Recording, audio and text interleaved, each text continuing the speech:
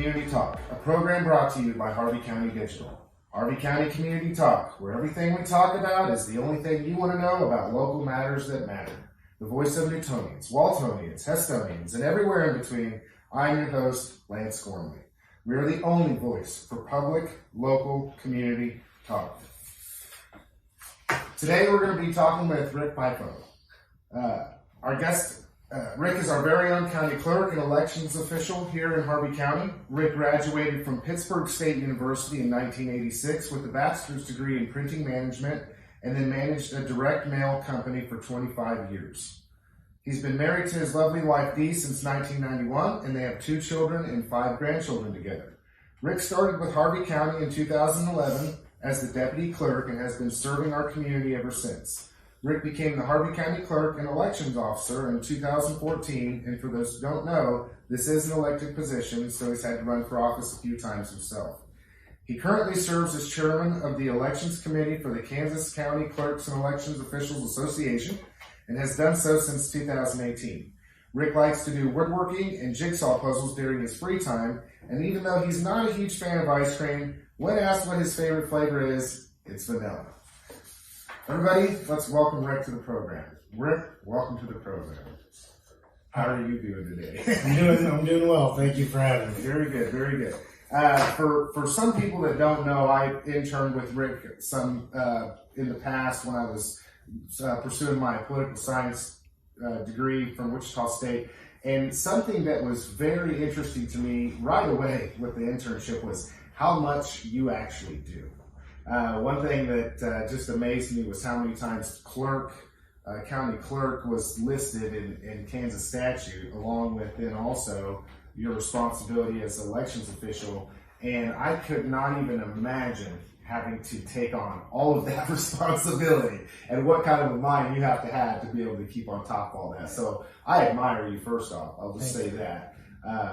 But for those that haven't done an internship, obviously, and might know just a little bit about what you do, can you kind of give a brief overview of what you do? What does the elections official do, as well as what's the responsibilities of the clerk? Okay.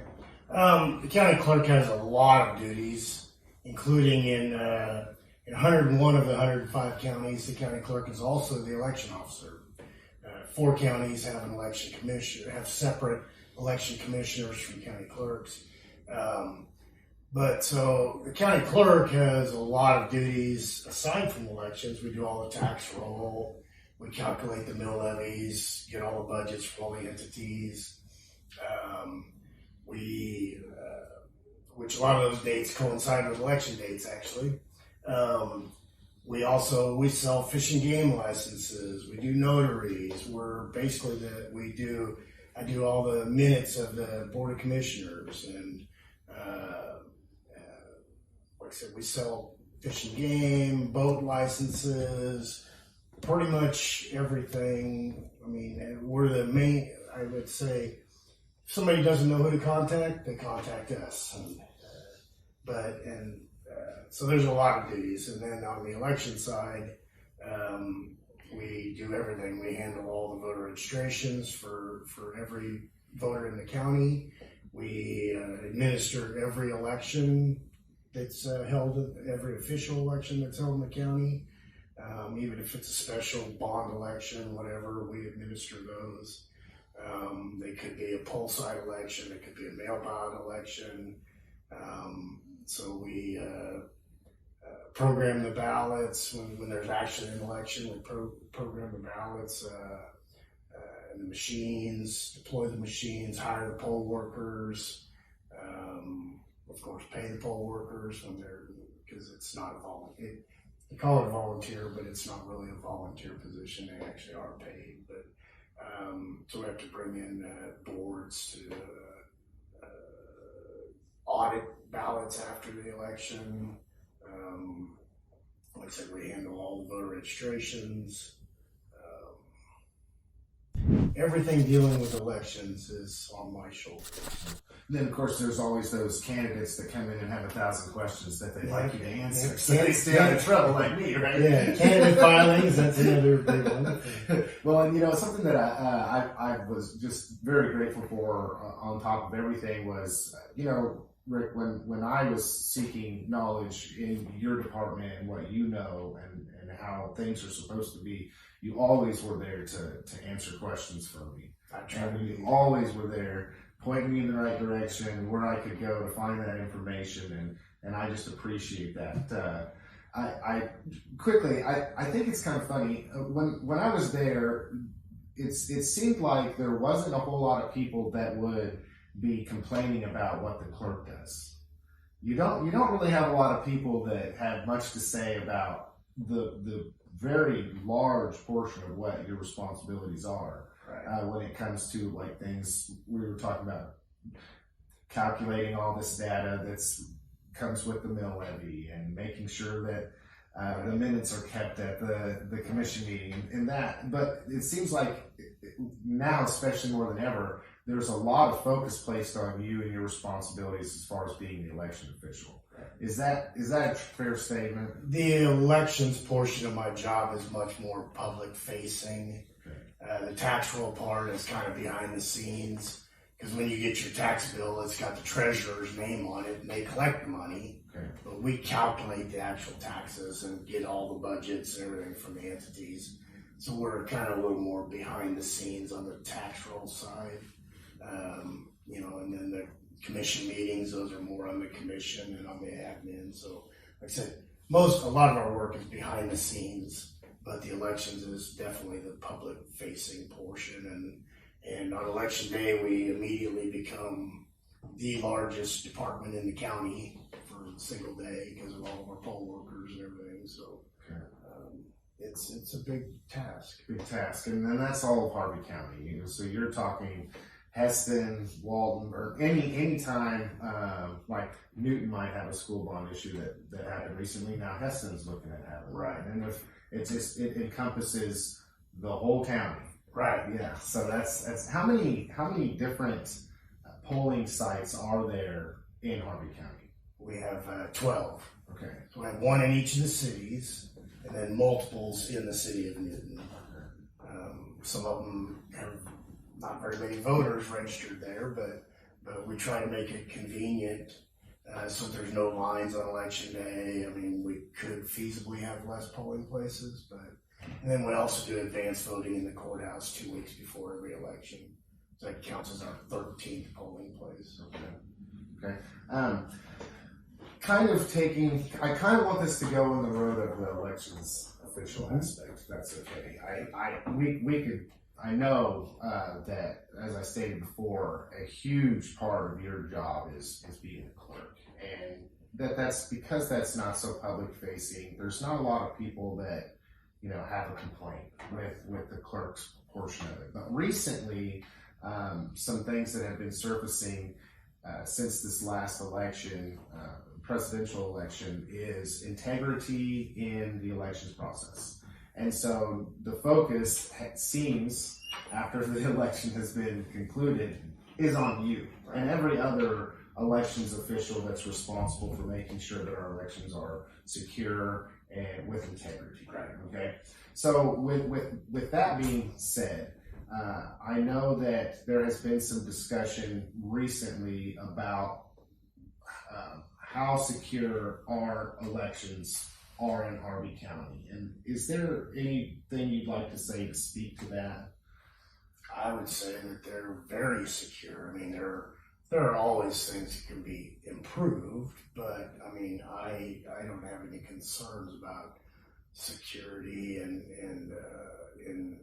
even with our current equipment, we're in the process of buying new equipment, which will be even better, it'll have a voter verifiable paper trail where you can see and know that the machine is tabulating, what you intended. But I don't have any, like I said, there are always things that could be improved, but I think that we do a pretty good job here administering the elections and making sure that the results are accurate, and and that there's nothing Funny going on. funny No going funny on. business. Yeah. So the structure of things, I think, is interesting for people to understand, and that is that each state is responsible for the rules that they place around their elections process. Is that a correct statement? That's correct. I mean, there are some federal guidelines, and there's some that we need to follow as far as HAVA, Help America Vote Act, so that handicapped people can vote, and then there's UOCAVA that has to do with federal service voters. So there's some federal laws that everybody has to administer or adhere to. But then each state has their own rules on advanced voting and voter registration deadlines, and and how they actually administer. And then even down to the county level, there's a lot of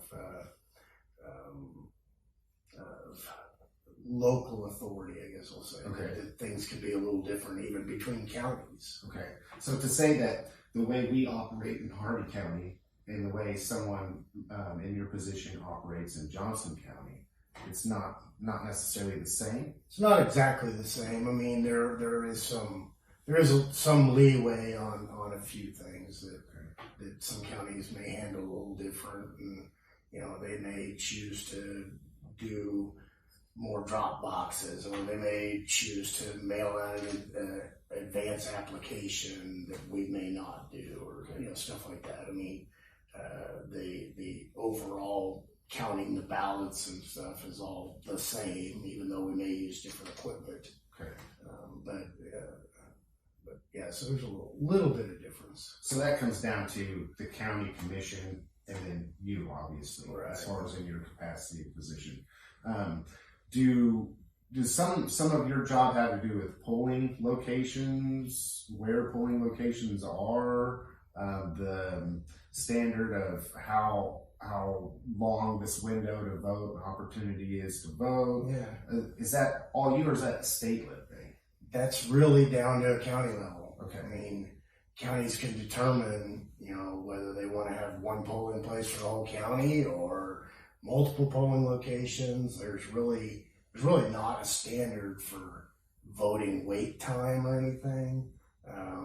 Now we try to keep it as short lines as possible, but that's totally up to me. I don't even have to really go to the commissioners. I could say it's up to me and the public, because I'm an elected official, so I want to do what the public wants me to do, and making it more convenient for people to vote, I think is what our citizens prefer. Well, you told me when I was interning, I remember something that stuck out that you had told me is that you want everybody that can legally vote to be given the opportunity to vote. Absolutely. And if that means that we open this window up a little bit more, where there might be a week before election day that you can vote, whether somebody requests a mail-in ballot, that your hope and intent is to ensure that everyone who can legally participate in the election and wants to do so has the right to vote. And you meet them where they're at to be able to do that. Has the opportunity to do it. And there's some arguments out there about, how convenient should it be. Some people want it to go just back to regular, on election day, but, with everybody's lives the way they are nowadays, I mean, they don't always it's not always convenient to vote on election day. So they may want to come vote early at the courthouse, or they may want to vote advance by mail, so we try to have all of those. A lot of it's a statute that we have to have it available, but try to make it, as convenient as possible. Okay, Whatever works for you. Speaking about statute, so if the statute states that you need to make it available for people to vote, that availability is your interpretation of it? No, I mean, it's clear in statute, like early voting. You can start anywhere from 20 days before the election, but you have to start at least 7 days before the election. Okay. That's where you'll find some differences between counties on when early voting starts, because there's a window there. We have to offer it. It's just how long you have to offer it, and whether you offer it on Saturdays, and some of that is optional in statute. I choose to always do 2 weeks before every election, so that you don't have to wonder, okay, this year it's only open for a week before, and next year it's open for 3 weeks, or almost 3 weeks.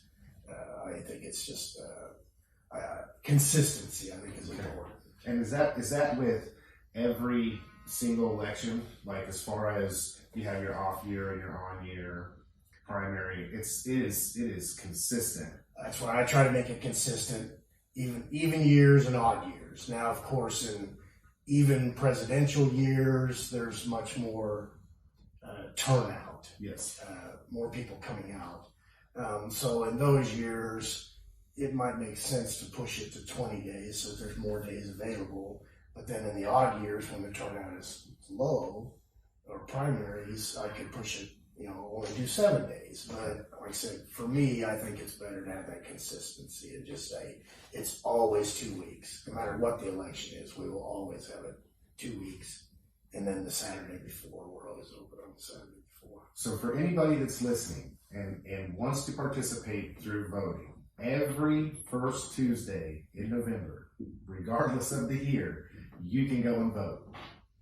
Yes, and for 2 weeks before the first Tuesday. So I noticed as I've studied going through or whatever that there are very, very low turnouts when it comes to local elections in an off year, but there are very high turnouts when it comes to a presidential year, and even then primaries are fairly dismal as well, with the percentage of people that get out and vote.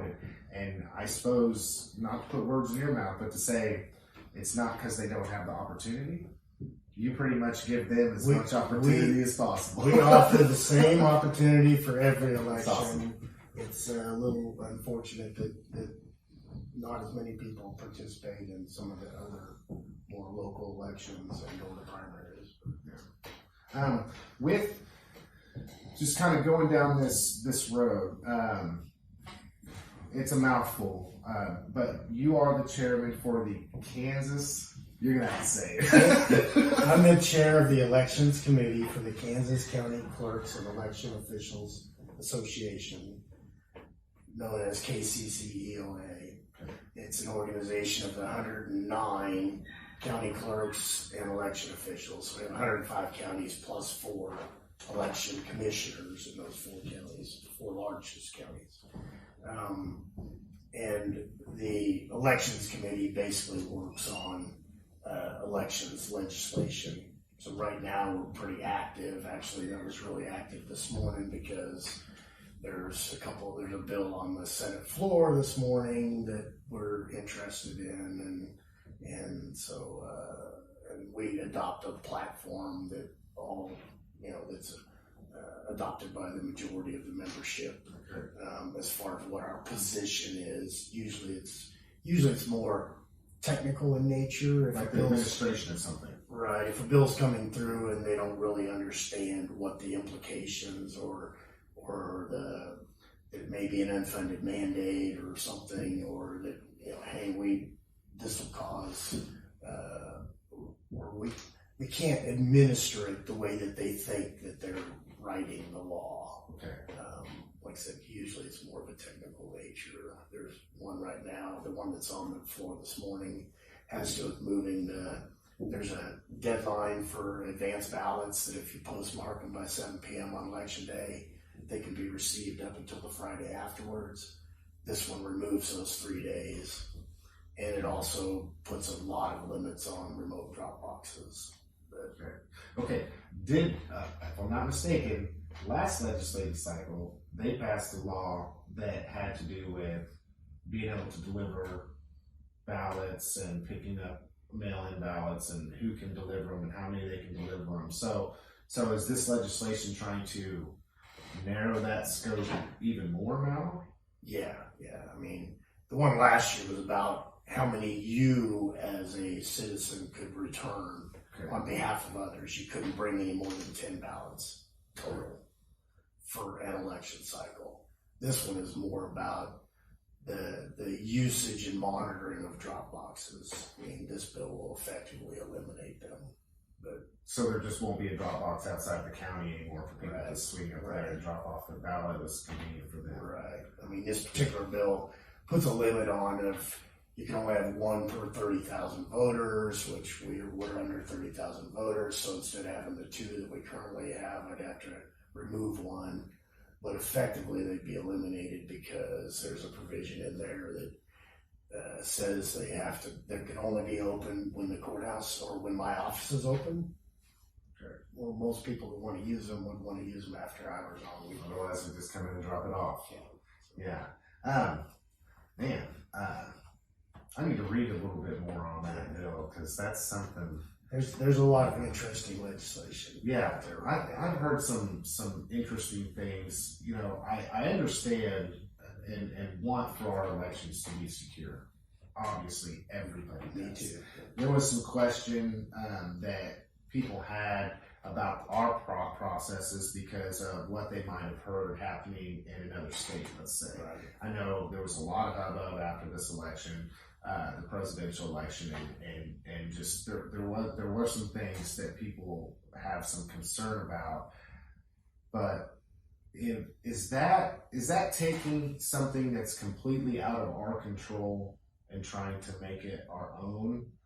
I mean, from your perspective as what you do and what your responsibilities are, is there ever a point when you're like, you know, that might be going on in Oklahoma, but that's Oklahoma, and those are Oklahoma laws, and that doesn't have much to do with us. And as far as, you know, because there's this idea that, and I think it's just the nature of news. You know, we have news in front of us of what's going on in some place across the globe or some place in another state or county somewhere.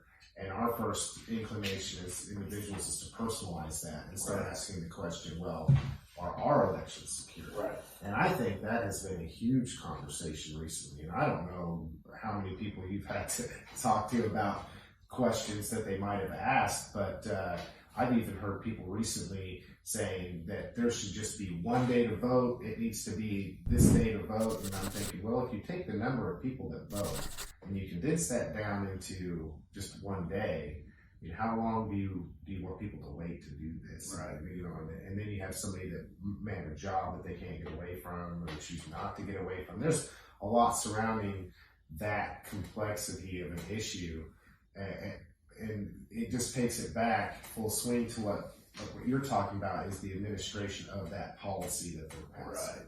So then you represent the majority or all, let's say, of people in your position in the state of Kansas when they're doing or considering legislation in Topeka. Right. And it has to do with just how's this administered. It's not so as much as you all are against policy situations they want to. It's kind of just if you're going to do this, you should write the bill in this way because then that can be administered from us. That's mostly what we focus on. I mean, in this case, like on removing the 3-day window, it's not a huge thing either way. We don't have a lot of them that come in afterwards, but you know, why not if those people are making the effort to vote, why not count their ballot if they've done everything? If they voted before polls closed, why not count their ballot? Because we already have voter turnout issues.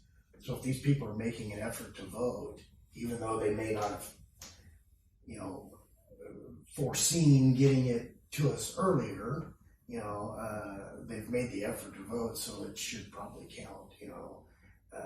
And then the ballot drop box thing, it's more about the administration basically telling them that, you know, you're effectively going to eliminate them if you put all these rules on. But like I said, mostly it's about how to make the legislation that they're proposing work. Okay. You know, and there's a lot of stuff that comes out of other states, and you know, some of that is kind of hard to draw a correlation in Kansas because I don't know what their laws are. You know, I know in Kansas that, you know, I think we were really fortunate that we had during the pandemic when everything was changing, we didn't really have to change any of our laws. Everything was already set up and in place. We already had no excuse for advanced voting. We had the 3-day window on the back end. We had all of these systems and policies in place that we didn't have to change any state laws. So there was nothing to come back on and say, well, you changed this, so these votes shouldn't be counted or whatever. We had all those in place. All we did was ramp it up.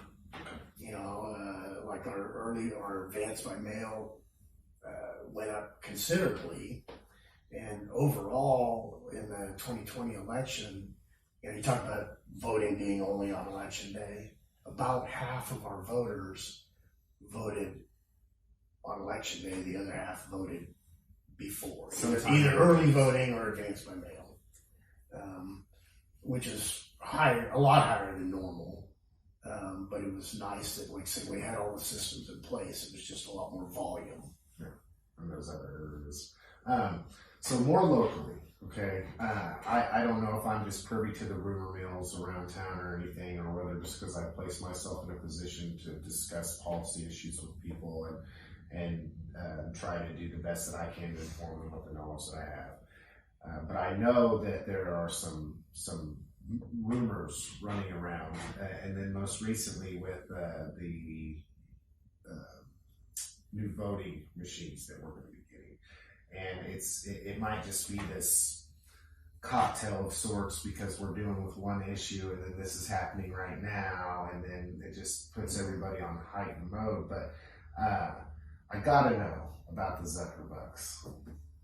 Oh, tell me about the Zuckerbucks. Everybody's talking about how we took money from Facebook King, and there's got to be some strings attached, or what was the purpose, or whatever. And if you could just clear my head and give it, I'm coming straight to the source. What's the deal with the Zuckerbucks? Okay. Well, there was an opportunity. They rarely come up. I've never received any other grants. And by the way, the state provides no funding for elections. Okay. It's all on the county level. So our local tax dollars pay for elections. Okay. Sometimes there'll be some federal money come for some equipment purchases or security. We got some of that last year also, but that's pretty rare. But like I said, the state passes all these policies but doesn't fund anything. Okay. Just to put it out there. Let's clarify that.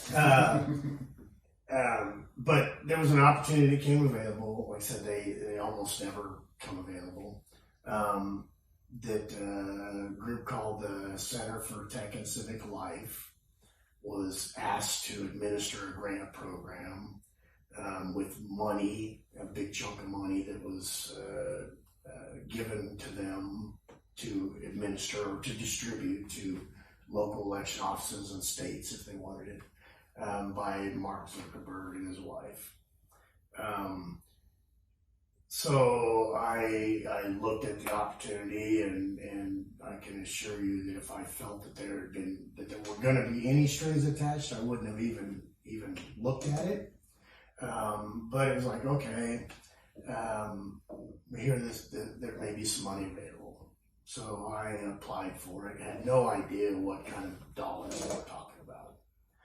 It was just you had to submit a couple things. It's mostly related to the pandemic, that they were trying to provide resources, that if we didn't already have resources to be able to administer the elections. And it was real simple that, hey, do you need election equipment or more poll workers or PPE, stuff like that. Just a few check boxes. So I submitted it. They sent me back an email that says, okay, Harvey County qualifies for $45,000. Okay. I'm like, okay, now what am I going to spend $45,000 on? So in my mind, it was I had already made plans to purchase new election equipment to spend almost $300,000 total. In my mind, it was a way to not use as many public funds to do a purchase I was already going to do.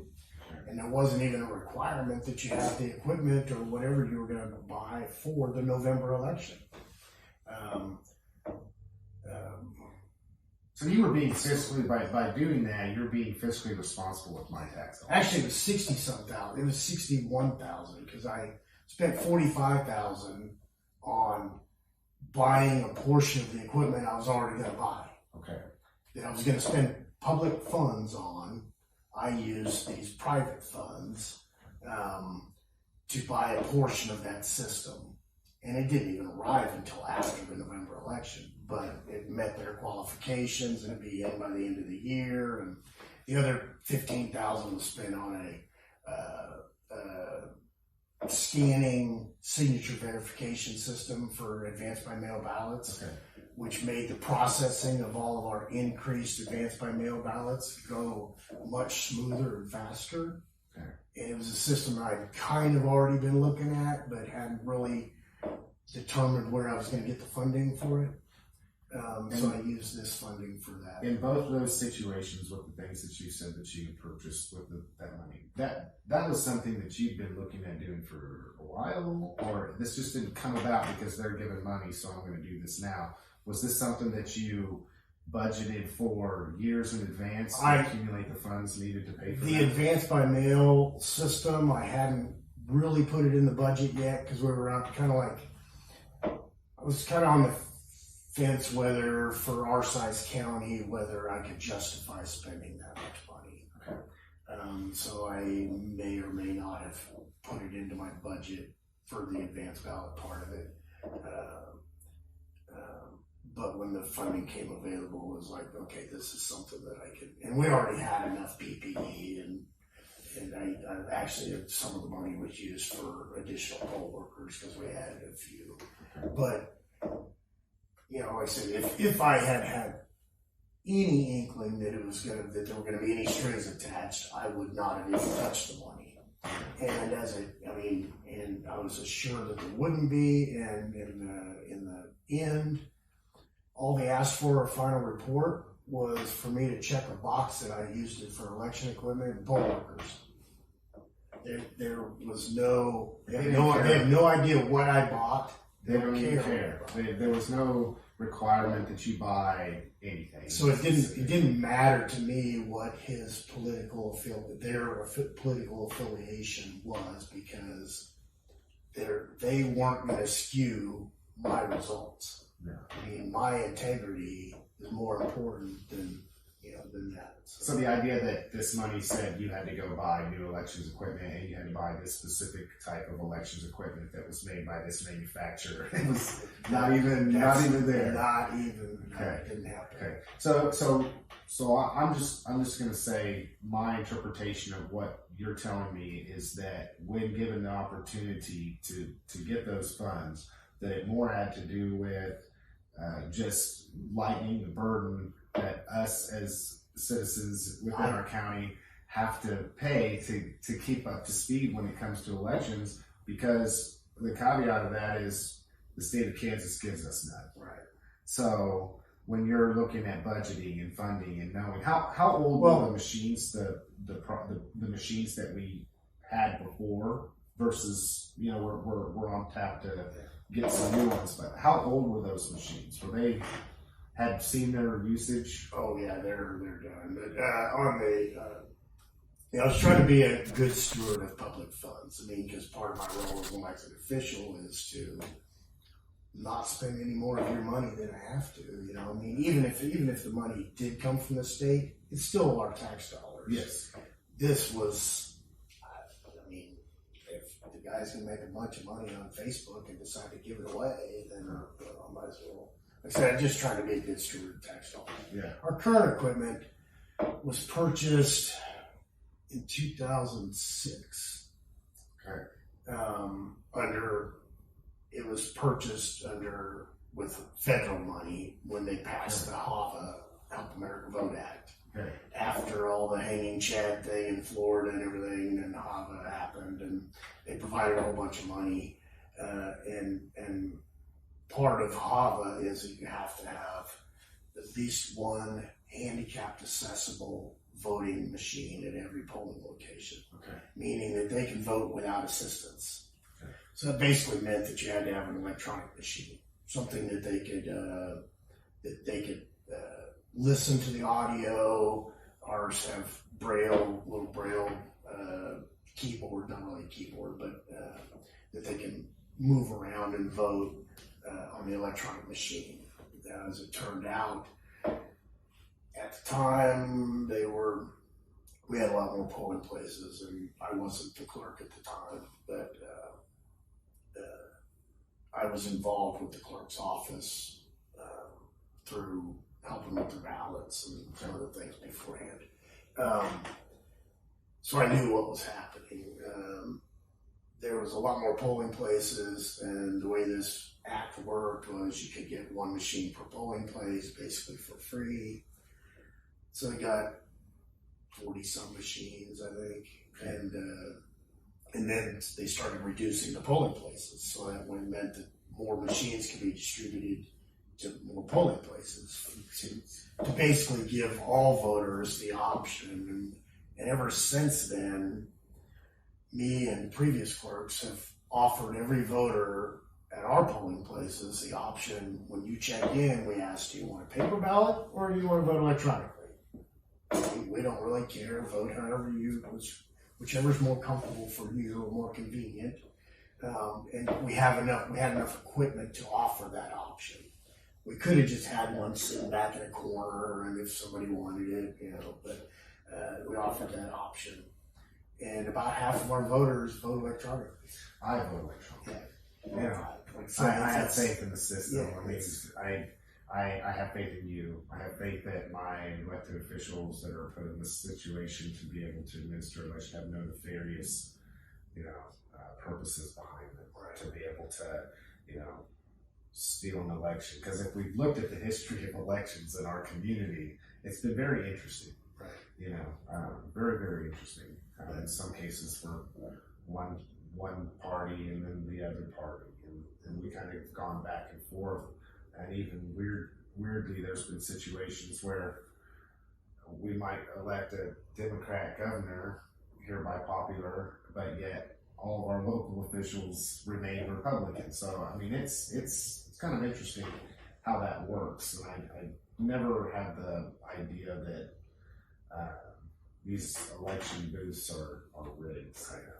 But now, the particular equipment we've had, the electronic machines are what's called DREs. They're direct recording electronic. And they're regulated by the state and the feds, and they have to be certified and everything. But at the time, the particular machines, DREs were allowed, and even DREs without a voter verifiable paper trail were allowed, and that's what was purchased. Since then, there's been laws passed that any new equipment that's purchased cannot be DREs, and that everything needs to have a voter verifiable paper trail. So that's part of the reason to buy new equipment. I mean, it's old, it still functions, but it doesn't really. We're the last county in the state to have equipment that doesn't have a voter verifiable paper trail. We will soon be changing that. So there's push on a national level and state level to replace the DREs, even though they didn't mandate that you replace them because they didn't provide it. If they were going to mandate it, they would need to provide funding. So we had to work it into our budget when we could get that done. So that's one of the main reasons we're changing equipment. I mean, I still have full faith in the equipment we had, but like I said, it didn't have, once you were on the electronic machine, it would give you a couple options to verify that, that you were voting the way you wanted. Yes. But it didn't give you a piece of paper that matched what you plugged into the machine. The new machines are what are called ballot marking devices. The machine you vote on doesn't tabulate at all.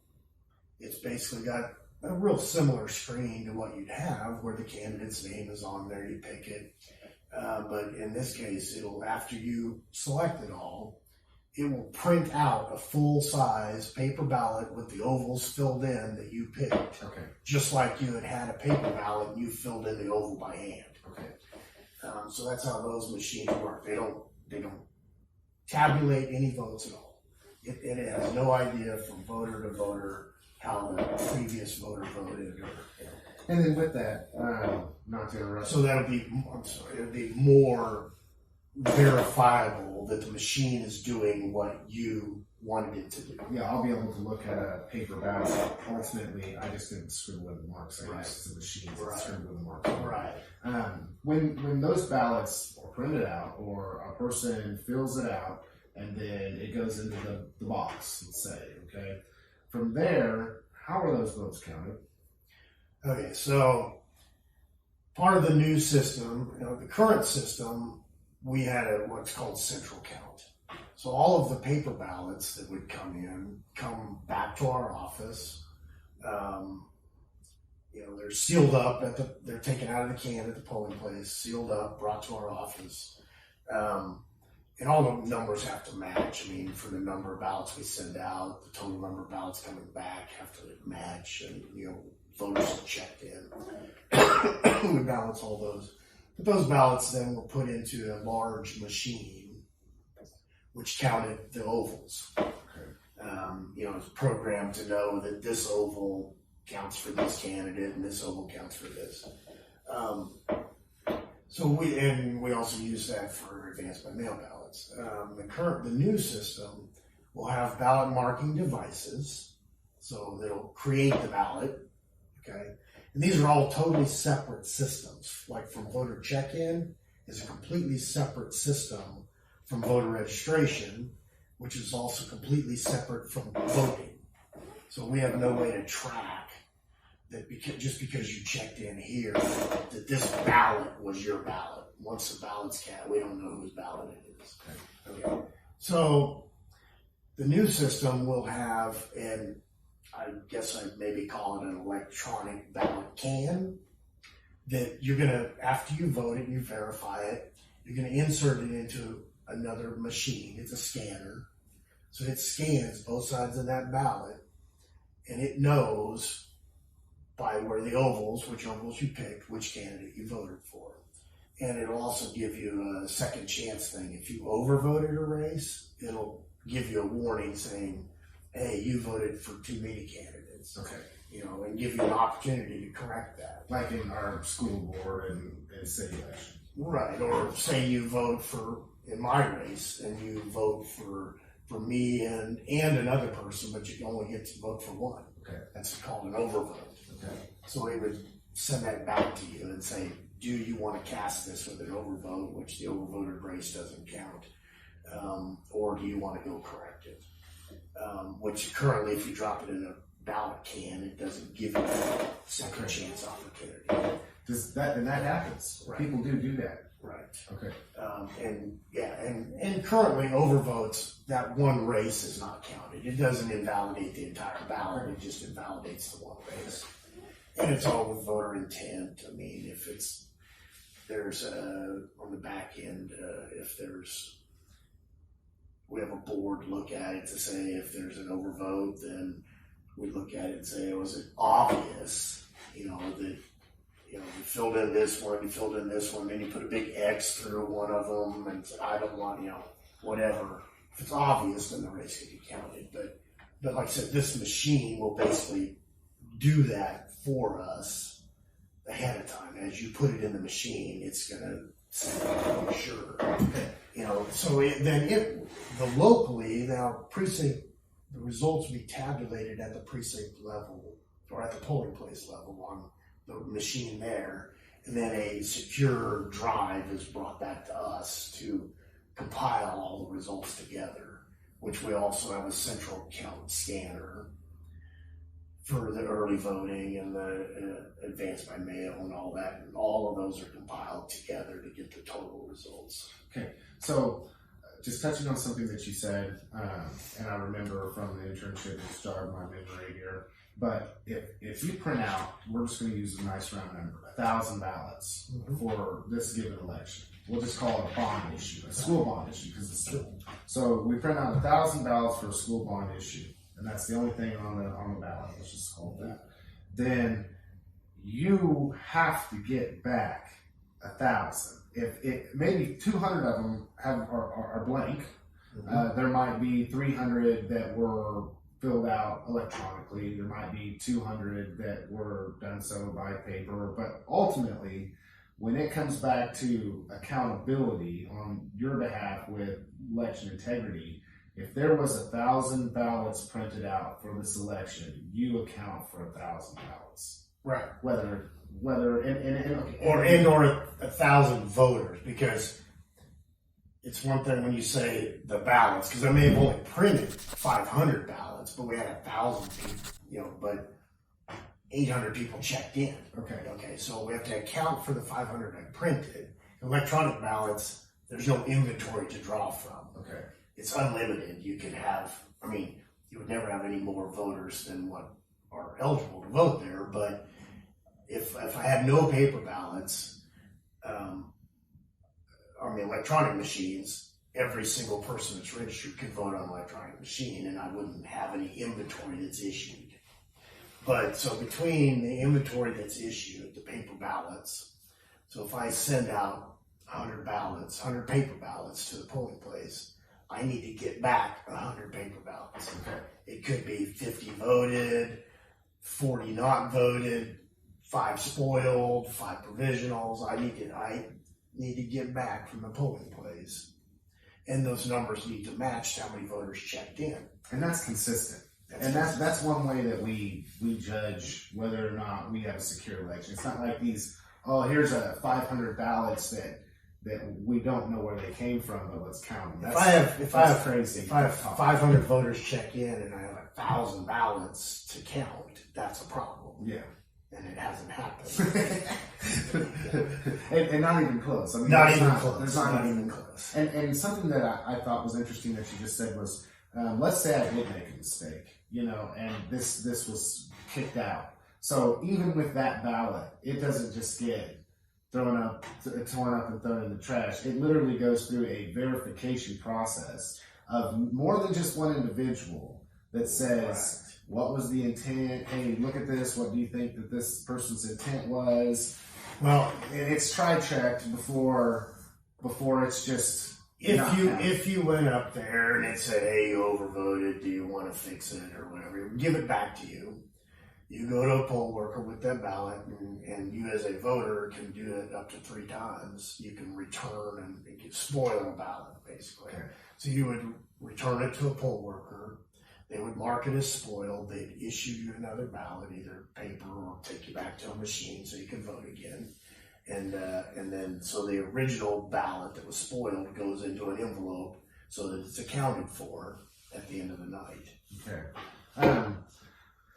Just because these flying questions that we have here. I could talk about elections. Okay, all day long. Well, it's kind of like I hear what people say and some of the questions that they have, and even though I think it's absolutely preposterous, it's something that comes up. It's like, something I heard somebody say was, if there's a polling location in Heston, right, and there's an election taking place, when all those paper ballots are done and all the voting day is over and we're transferring them from Heston to the central location, which is the courthouse, let's say, who knows whether they're just opening it up and throwing 100 ballots or throwing 500 ballots out on the side of the road because they just are sure that, is that just crazy talk?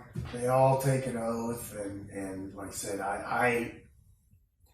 I need to get back the numbers that I gave them, so they're not just throwing them away, because then the numbers wouldn't come out, and we would back up and do something, about that. So that can't happen. I'm just going to say that can't happen without some major red flags taking place. Well, yeah, there would be red flags immediately. Okay. Like I said, I can't say exactly whether we would hold another election, what would happen, what the final result would be, but there would definitely be red flags, and and I would say, hey, I'm not going to provide you with the results, now because we have to figure this out. And then when it comes to you boosted my confidence and just reiterating the knowledge that all of these that are sent out come back and the math has to work. The math has to work. There's no room for give there. Right. And so then that's something that is ensured when people are asking the question about whether we have election integrity here in our community it's I'm not going to say simple math, but it's simple math. The math has to work. Okay. So we also then we have an audit after the election of randomly selected precincts and races that we go through and hand count to make sure that the electronic system, is working. Okay. And those have always come out exact. Okay. So there's never been an issue with it. And statewide, they come out exact. Okay. Or at least explainable. Occasionally you'll have maybe off by one, but it's explainable that a person looking at it saw one thing different than what the machine saw. Especially in an overload or something like that. So we can be confident that everybody who's voting, when they vote and they take the time to do so, that their vote is counted. Yes. And that there is not a situation in which their vote isn't, or somehow or another through some rigmarole, it changed it from what candidate you wanted to vote for and gave it to the other candidate. Right. That's like absolutely zero chance of that happening. I don't know. You're not going to say zero. That's a tough one. The absolute. Yeah.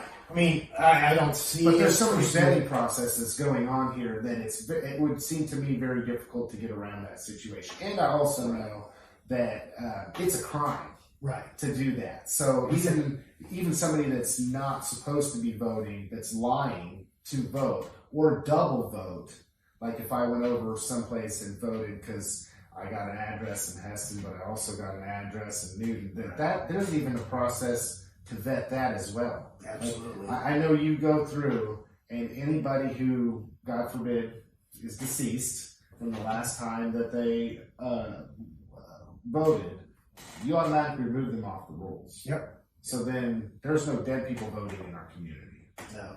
Okay. Yeah. Okay. We're actually required to read the newspaper every day and act on what we see. Okay. So especially, and we do checks against KDHE and Social Security Index, and but like I said, if there's an obituary in the paper, we're required to act on that.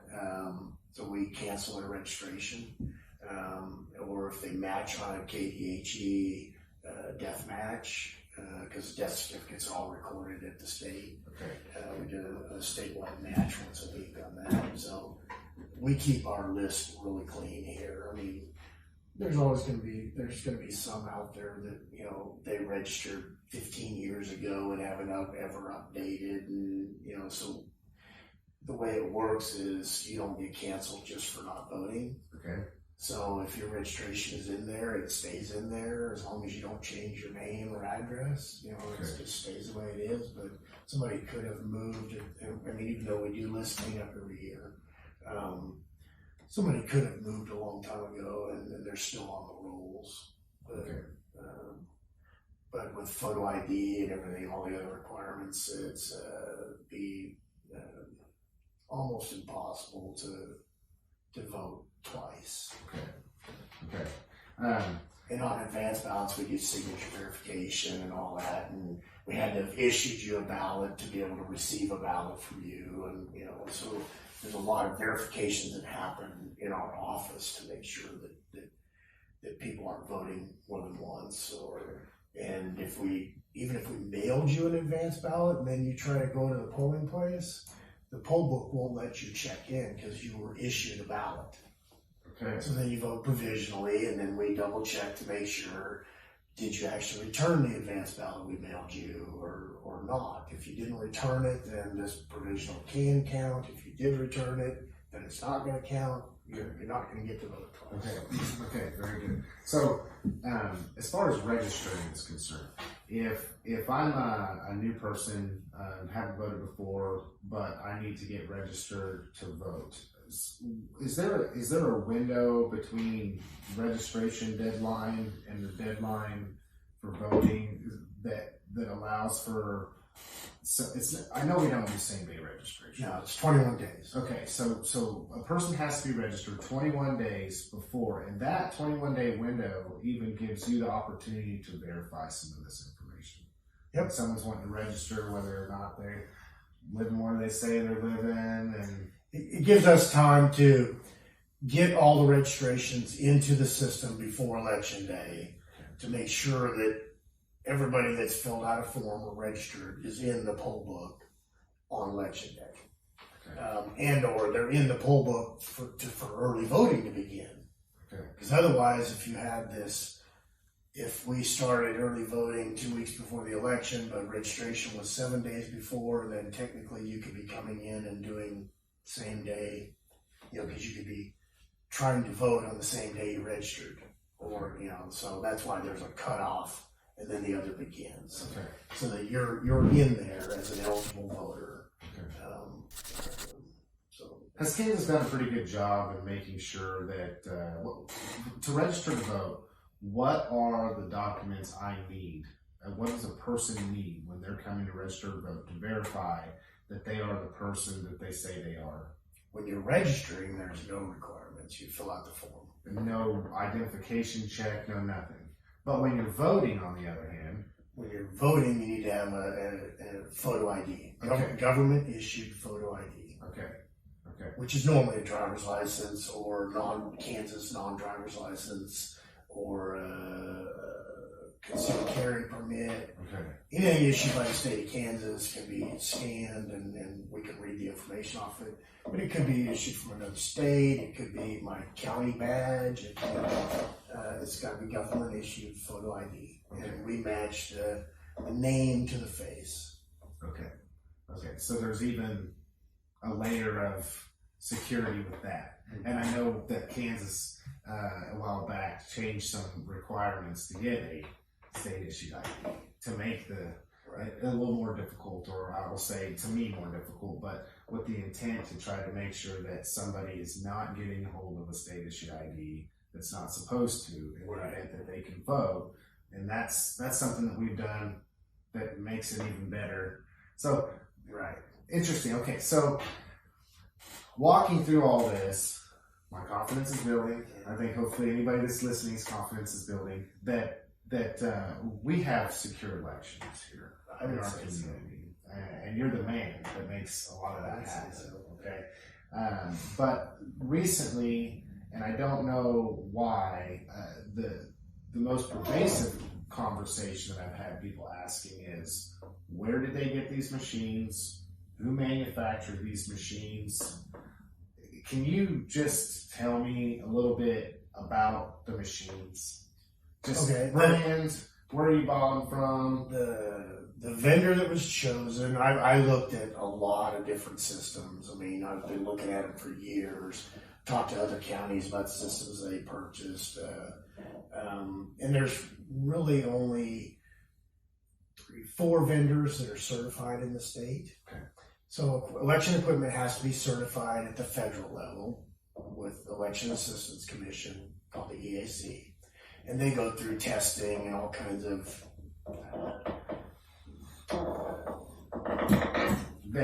vetting, yes. And like I said, they hire lab to test the equipment, make sure that they can't hack into it or whatever. I mean, that it's meeting all the requirements of the EAC and security requirements. So first it has to be certified by the EAC.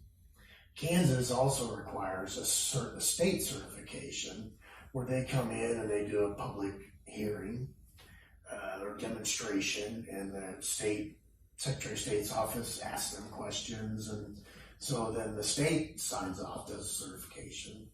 And part of that certification in the state is that vendors are now required to sign an affidavit that their equipment is not connected to the internet or not connected to each other in any way. Okay. And that's for the voting equipment. Okay. Poll books are different, but so it goes through all the certification processes, And that's part of what the holdup on ours was. They were finishing an EAC certification of an updated system. Because unlike regular computers where you update them once a week or whatever, election equipment, you don't get to do that. They're not connected to anything, so it's not like it pops up and says, hey, there's an update out here. If they want to update, they have to go through the whole process again. Okay. So every time they want to push any kind of change, it has to go through all of the system again. Okay. So the vendor that I chose after looking at a lot of different ones is called Clear Ballot Inc. Okay. The machines you actually vote on are called Clear Access. The machines that you drop the ballots into are Clear Vote, I think is what they're called, the model. And I chose them. We will actually be the only county in the state that has them. We're the first one in the state that has Clear Ballot. Okay. Because they just finished their EAC certification of their latest software and hardware, and just got certified in the state. But like I said, being I'm the last one in the state really to upgrade equipment, you're gonna get the new stuff. I got the latest, and I like theirs the best for a number of reasons. They started as an auditing company, election auditing company. They could actually audit other systems. Okay, so their job was to make sure that other systems were secure and doing what they were supposed to be. Right.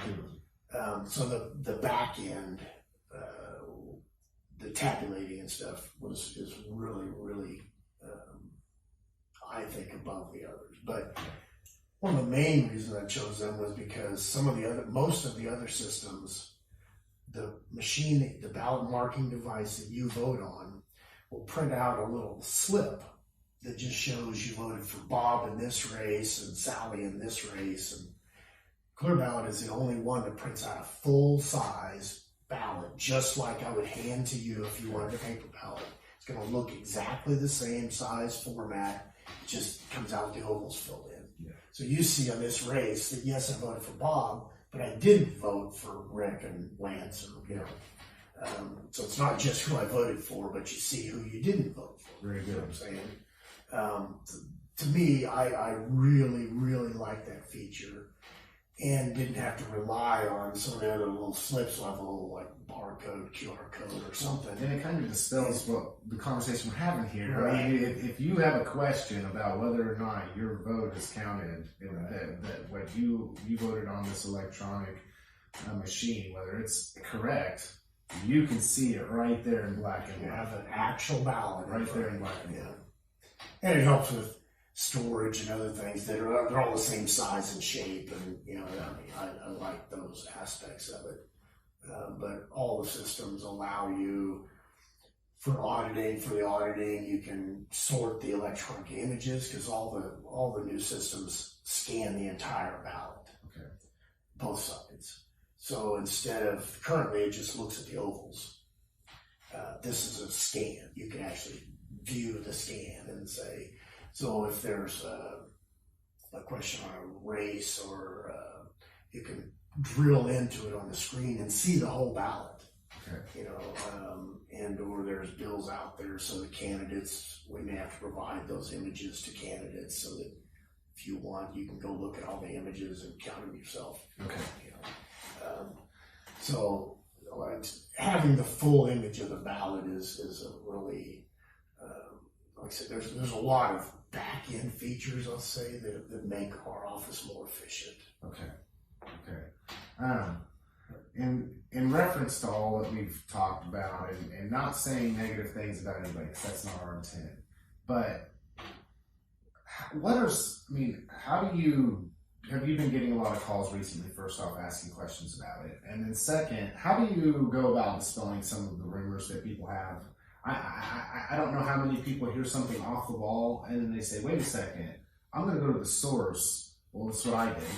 And say, I want to sit down and have a conversation with this person, ask some of these questions. Like, it seems like I've even heard things like, somebody needs to go take these machines apart because there might be a card in it. And if there's a card in it, then it's no good. And then I'm thinking to myself, well, the minute that you take a machine apart, you like void a warranty of some kind, don't you? And then who's to say that somebody didn't tamper with it? And I mean, where do you draw the line with some of this stuff that people are talking about? And does this just go back to trusting government again? I mean, what do you get calls from people asking questions or thinking that there's things that are going on that must be nefarious, even though there's a practical reason? I do get some. I mean, probably not as many as I would like, because I hear some stuff and I was like, well, I wish they would just call me, so we could talk about it. But so not as much as, I mean, like I said, I can talk about elections all day long. Yeah. But so I guess I used to get more about, how does this process work? Seems like, I don't know, that there's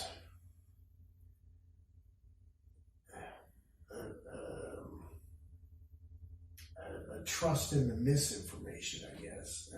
And if we could discuss it, I could present at least my side of it. Okay.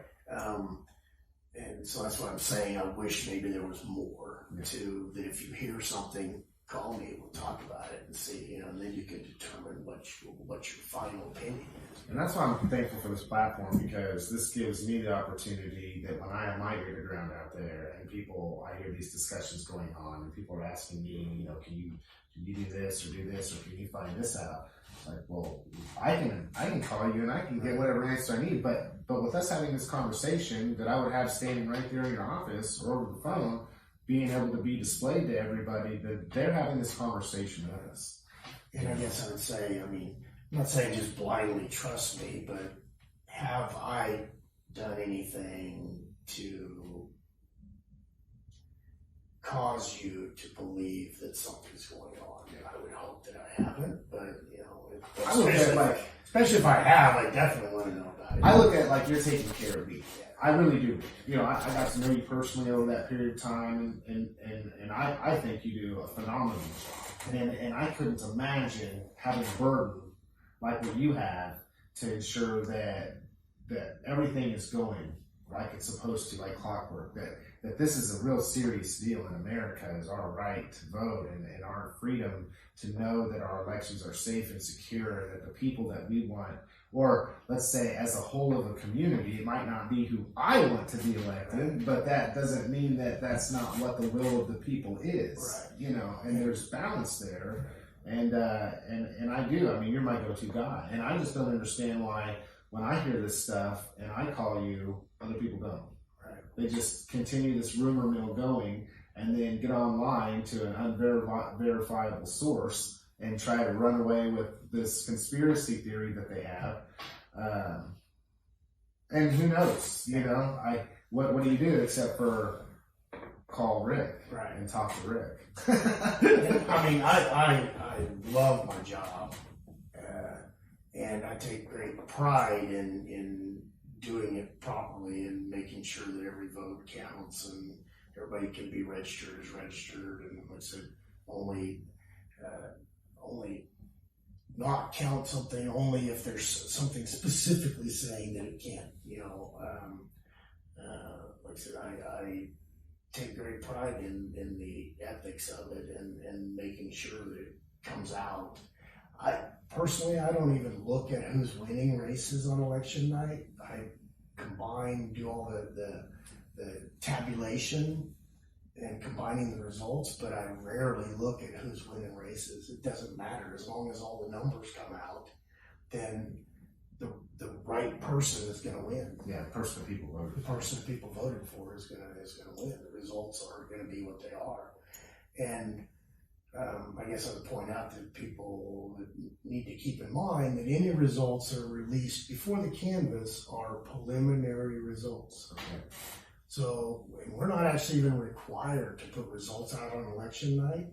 I think I would get a lot of phone calls if I didn't, but we're not really required to put it out on election night. Yeah. So that's one of the arguments about the 3-day rule on the back end is, well, the results are changing. Well, Well, they can't change. I would argue that they're not changing. Yeah. They're more accurate. Okay, and that's a good point of view because people will, it's just like what you said, people will think by midnight tonight on election night when it's saying that, 100% is in or whatever the case may be, that's not the grand total quite yet. There's still that 3-day window. There's those advanced ballots, there's provisional ballots. It's just like if I post advance at 7 p.m. or 7:30, whenever we count and post the first results of advance and early voting. It may show one thing at that time, but then later on in the evening, it's a different candidate winning. Well, that's not really changing, it's just more accurate. Yeah, that's definitely interesting. If you had one thing that you could tell everybody that's listening, what has to do with your job and what you're about or what your intent is through your position, of everything we talked about, what would it be? Ooh, that's a tough one. I guess if you have questions, call. I urge everybody to get registered and vote. It's one thing to be registered, it's another thing to vote. I mean, and preferably be an informed voter. Yeah. I understand people not voting because they may not know all the issues that a candidate stands for or whatever, but representative democracy is not really representative if only 30% of the people that are registered are voting. It's only representative of those 30%. And that's not even, that there are not everybody that's eligible is actually registered either. So I guess that's what I would say is, if we had 100% turnout, there wouldn't be these questions about extra ballots and everything else because it would never be possible. So how would you ever count more ballots than you have people? So, apathy in voting. Be nice for more people to vote. Yeah. Well, I appreciate you and coming and having this conversation with me. I'm sure we'll have conversations in the future just like this because I'm all about going to the source when it comes to things. It's one thing I've learned is when you start listening to that rumor mill and something doesn't sound just right, that one thing that you can do is go to the source, and you're about the most credible source there is to go to in our community. And you touched on something, and I'll just put it as trust in government. We're back to this trust in government. We're back to, do we trust our elected official to make sure that we are doing what we're supposed to be doing here in our community? And although we may not be able to change what's going on somewhere else, our realm of influence is right here. And I personally think that we have the best man for the job right now, and I support you all the way. Thank you. Yeah, it's good to have a conversation. Yep. So that's the end, folks. Thank you for listening to this week's program. Good day, good night, or good riddance. Either way, we hope to catch you again during our next program. Tune in or tune out. The voice of Newtonians, Hestonians, Waltonians, and everything in between, I was your host, Lance Gormley. We are the only voice for local public community talk radio.